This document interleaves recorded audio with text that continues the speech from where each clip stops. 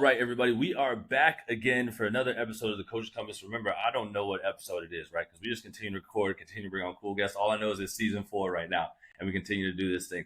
Now, remember, hit that like, subscribe, comment button down below so we can continue to have this thing grow, continue to bring on cool guests from all across the world.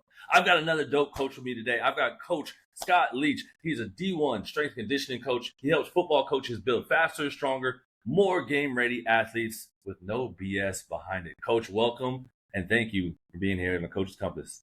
Appreciate you having me. Coach, so when did you know that coaching was more than a job and it was your calling? You know, I actually, I don't tell people this, but I came out the womb with a whistle. So I showed up. Day one, I was ready to go. You fired up, came out there and just ready. I was blowing the way. I was ready to go. You know, I was that kid in high school. I was always into fitness. I was always into exercising. You know, my dad helped me build like a little home gym in the basement, and then we went out. We got some tires. We lived on a dead end, so we'd flip the tires up and down the street. And I would call my teammates in high school and be like, "Hey, who wants to come over?" I made my own prowler sled out of like wood and metal pipes, and got splinters left and right. But like, I would call them over and be like, "Hey, I found this workout on T Nation. Like, we're just gonna do this sled push gauntlet." And you know, it was my mission to get like my teammates to tap out. And I had a lot of pride in like trying to get them to tap out. So I always liked the fitness side of things. I think maybe because I just knew that I wasn't a great athlete. I was like, I can be really good at this stuff though. And then, you know, I got lucky. I stumbled into the right place at the right time. And if anyone knows anything about Springfield College, D3 football, triple option, kind of old school, like just some nasty up there. And that's the place you go if you want to be a strength coach. And I didn't 100% know that at the time. But I mean, every coach that I had as a strength coach left and would go to a D1 program, would leave and become a head strength coach somewhere else. And then ultimately, you know, I stayed there for grad school. And all my friends that I was in class with are now NFL strength coaches, NBA or MLB strength coaches, Division I strength coaches themselves. Like, it's one of those things. I was just in the right place at the right time, around the right people. And if I didn't go there, I probably wouldn't be where I am today. So it's always just, you know, get in the room. That's the first thing you gotta do, is just get in the room. Once you're in the room, don't get kicked out, right? Keep doing what you gotta do to stay in the room, and good things will happen. That's the hardest part, right? Is staying in the room. But I mean, you talk about it like yourself. Like you said, you weren't a good enough athlete, so you transitioned over, you know, to the other side of coaching. What was it like to kind of, you know, figure out, hey, the athletic side just isn't for me. Like, I gotta let go of being an athlete and I gotta coach athletes and be really good at that side. How was it to let that die out, but then also that transition period? I mean, obviously going D3, I kind of knew that I wasn't having a future after I was done playing. I was going to maximize my 4 years, and that was it. So, I mean, I knew that going into it. But the reason I got into strength and conditioning instead of maybe just being a football coach, because people ask us, say, "Hey, why don't you be a football coach instead? You love football."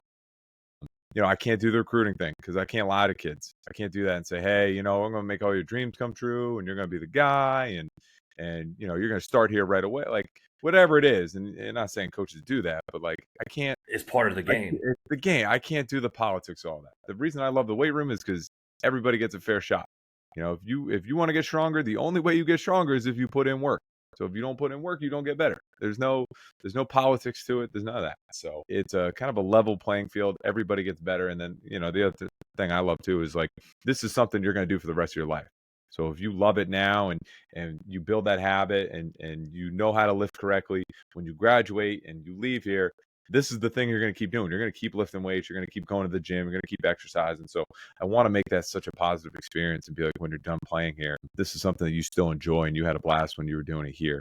Not saying that every session is fun and there's some work that we got to get done. There's some days that's part of it, right? But just having that positive experience by the time you leave here. You know, it's funny, I had 2 former athletes just reach out to me in the past 2 days, like, "Hey, I'm getting back into this," or "I just got done with the police academy. Can I get a workout routine to keep myself going?" Like, I love that. I'll do that all day of the week.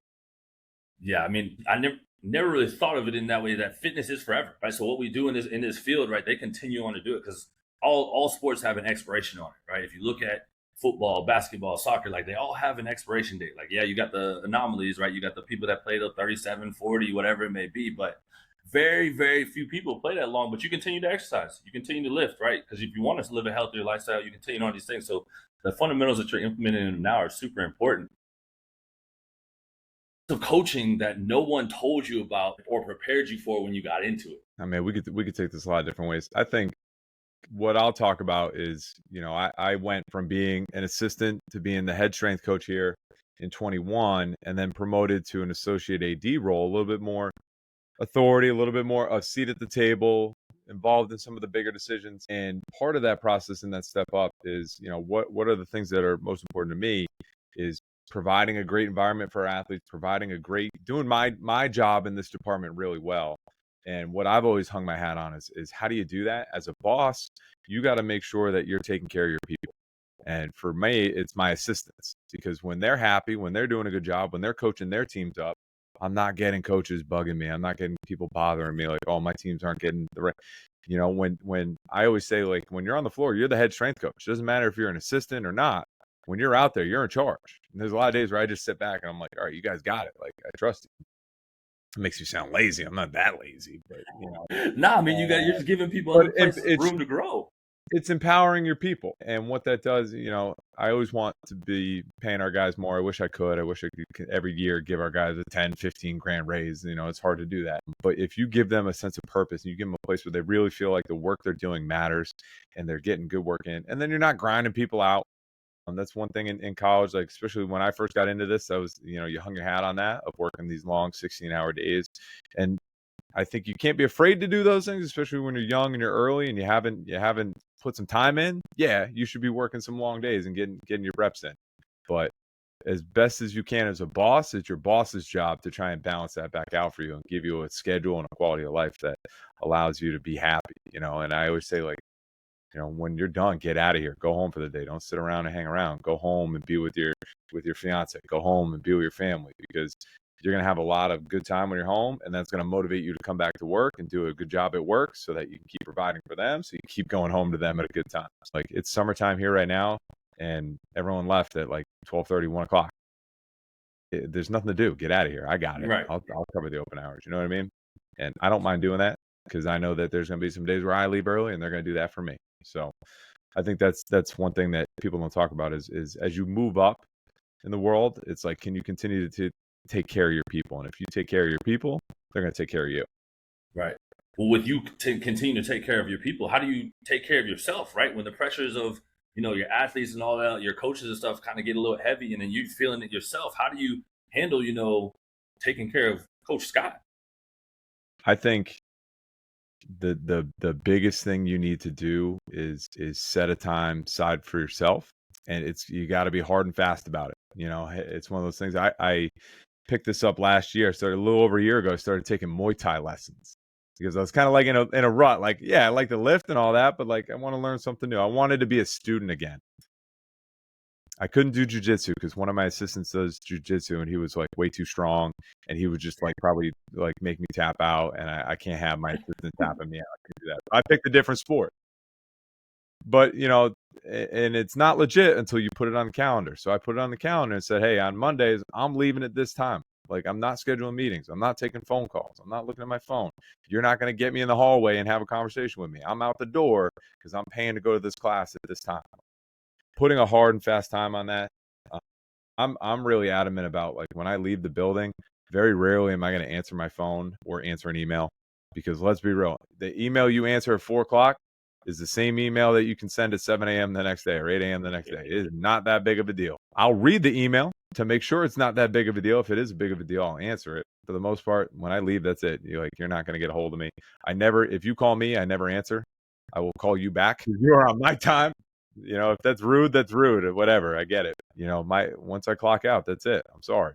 And I'm big on you. If you need me, you want me, I'm willing to go above and beyond, do the extra mile. We just need to communicate and plan those things out ahead of time. I don't do very well when coaches just try and suddenly flip the schedule or flip the script and start demanding these things. When you're not respecting my time, how am I supposed to respect yours? So it's being strong and being confident in that stuff and knowing what you want, knowing what you need to do, and putting your foot down. And that's hard for, a lot of the newer coaches coming into the game, but learning how to, put your foot down and take a break and, like, actually, like, hey, once I leave, like, that work-life balance, like, I'm done, because you're still trying to figure your way out. I think for young coaches, and they don't want to upset a coach, they don't want to ruffle any feathers. I think the first question you ask back to that coach is, say, how am I supposed to do that? Hey, I need you to stay late, and after practice tonight, I need you to do the recovery session. How am I supposed to do that? And they're like, what do you mean? What do you mean, how are you supposed to do that? And you go, well, I got to go home and I've got a family I got to go see. I got to make sure that, I'm in charge of cooking dinner. Like, how am I supposed to now suddenly just, or I got to go pick my kid up at daycare. How am I supposed to now just stay? I can't just do that. So how am I supposed to do that? And because they're so focused on their world and their bubble, and that's fine, but they don't know your world and your bubble, and you haven't told them about your world and your bubble. So don't be upset when like things don't mesh. But that question right there of like, how am I supposed to do that? Opens the door of like, okay, that's how you tell them like, no, I've got other stuff going on. I can't easily just flip my schedule like that. So Right. When you were in that rut, like, did you ever consider, getting out of coaching, or like, what made you like decide to stay if you ever decided to get out of coaching? oh man, I mean, I had a hard time getting into the field itself. Right. And my mom put a Home Depot application on my desk and said, you got like 3 months left. And she's like, if you don't get a job by the end of the summer, um, you're filling this thing out. So there was some pressure there. And then, once I got in, I there have been times, right, early on, especially as an assistant, not getting paid enough.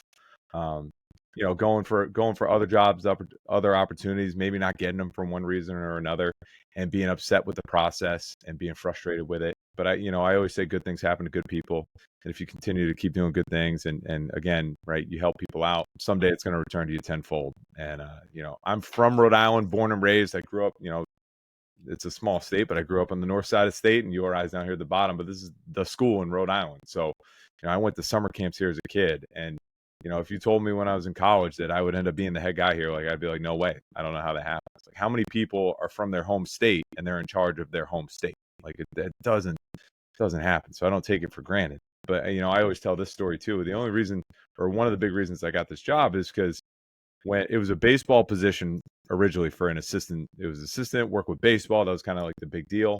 And I worked with baseball at the previous school. I called in every favor. I cashed everybody in. I said, hey, I looked at your LinkedIn and I saw that your uncle went to URI. Can your uncle put a good word in?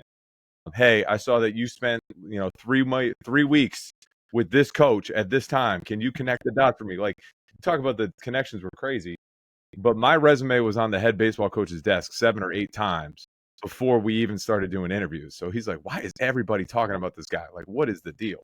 Before we even started doing interviews. So that's one of those things, like, I was frustrated, but I kept doing good things, kept taking care of people, kept being a good person. And then eventually when I needed those chips to get cashed in, they were there for me. It's funny that you say you're up there in Rhode Island, because my mom is right there in Newport, Rhode Island. So I go Oh, up no there way. all the time, right? So I know a lot about URI. You gotta come get a lift. Yeah, man, I need to come up there sometime and come check you guys out, because I'm always frequent in that area, but I hate winter. I can't do what you guys do in the winters, man. That's too cold for me. I'm originally from Florida, and that cold weather ain't my thing. So summertime, I got y'all. Newport, Okay. great. Rhode Island's Yeah. a beautiful state. Then wintertime, y'all got it. Y'all win. What's Okay. one core belief you had about strength conditioning, though, that changed over the years, and what changed it? I'll say this one, because I think this one is something that a lot of coaches need to work on. Is the question being, how much does strength and conditioning contribute to wins and losses, right? And a lot of coaches will say that they have this humility factor, they have this humbleness of, no, it's all the kids. The kids put in the work. It's recruiting, right? We get better athletes in. That's why we're winning games. Strength and conditioning is just a small piece of the puzzle. Like, no, like, have some pride in your work. Like, you do a good job. You put the best program you can out there. You're physically developing the kids to keep them healthy, keep them on the field, get them stronger, and get them out there. And you do contribute to wins and losses. You're part of the recruiting effort, right? Is kids want to come because they know they're going to get developed at your school. So, I think sometimes we have a little too much humility in this profession. Maybe that's why we don't get paid enough, is because we don't take enough pride in our work and along that line. So, like, yes, I'm not afraid to say, like, we do good work here, and I think that good work helps contribute to wins and losses. Do I think it's the most important thing? No, I think recruiting and things like that are important, but I'm not going to downplay what I do at all, because if I downplayed it, then I don't need to be here. Right. I think I need to be here. I mean, that's a huge thing. I mean, if you think about it, like, a lot of strength and conditioning coaches, we downplay what the position that we're in, and then that's why there's so much turnover and so much craziness and so little pay, because they think it's just a dime a dozen. Like, you can just find another strength and conditioning coach, but when you really do find a good one, right? Like, what they do to your program can really change it around. There's a reason why some guys stay in places for long periods of time, right? Because they're not only just helping develop athletes, they're helping make them better people too, right? So strength and conditioning is such a huge part. How do you measure, success as a coach beyond the wins, the scholarships, the PRs? Like, what is your definition of success as a coach? It's such a soft answer, right? Because there's no number there. There's nothing tangible that you can say, you know what, this is success, this is failure. No, I always say, if I ever do get asked this, I always say success is doing what you say you're going to do, when you say you're going to do it, to the best of your ability. Right. So if you ask me to get something, and I will consider it excessive, if I give you my best effort, I get it done when I say I'm going to get it done. And I have some pride in it too. So, we always talk about the process. We always talk about making sure that at the end of the day, like, I can live with, I don't enjoy losses, but I can live with losses if I know that I did everything I can to try and win. That's one of those things. Like, it's probably that. Like, that's how I define success. Are you doing your best work? And with high achievers and things like that, you're always like, no, I can always be better. Right. You're That's always the hard part. Yeah. Yeah, because you're always looking to do more, right? Like, what can I do more to reach even higher levels of success? But I think you tapped on this a little bit earlier, talking about some of your athletes coming back and asking you for programs and whatnot. But what's the one moment in your coaching career that reminded you of why you started, and or why you'll never stop doing what you do? I wish I'd give you like a really gut punching answer. I can't think of one off the top of my head, but I'll think about this. We added a sport last year was the first season that they played. So 2 seasons ago, we added the team. It was women's lacrosse.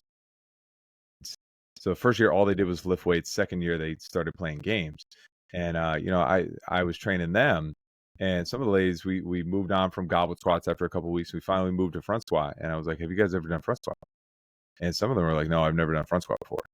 And I'm like, I'm going to teach you something that you're about to do for the rest of your life. Yeah, hopefully you do some front squats. You know what I mean? Maybe you're a leg press Hopefully you enjoy them enough to keep them. Yeah, maybe you're a leg press person the rest of your life. But hopefully, if you're doing a good quality training, like, this is something you've never done before. You're about to learn it. I'm about to be the person that teaches you that. And then for the rest of your life, when you go to the gym, you do front squats. It's because I taught you that. So it's a really cool thing that you can have such an impact on someone's life. One of my mentors, my old boss, Mike Kamal up in Merrimack, he always used this philosophy with hockey. He called it the 4-14-40. So, he's going to take care of you the 4 years that you're in college. He'll take care of you the 14 years that you're a pro. And then it'll take care of you the 40 years after you're done playing. Well, hopefully you live longer than that, Right, but, yeah.